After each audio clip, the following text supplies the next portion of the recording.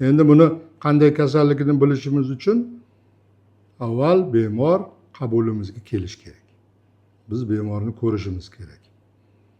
Mana bu aytilayotgan belgilar, misol uchun, yil mobaynida namoyon bo'ladigan o'sha allergik rinit xastaligi bor, o'sha bo'lishi mumkin yoki mavsumiy o'sha aytib o'tgan pollinoz holati bo'lishi mumkin.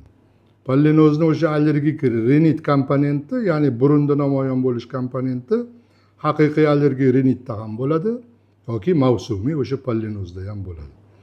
Mana buni bir-biridan farqlash uchun bu bemorimiz albatta klinikamizga kelishlari kerak. Mutaxassislar uni ko'rib, keyin aniqlab berishadi va nafaqat aniqlab, uni davolab berishga ham harakat qilib ko'ramiz. Bu endi bemorimizning o'ziga bog'liq bo'ladi.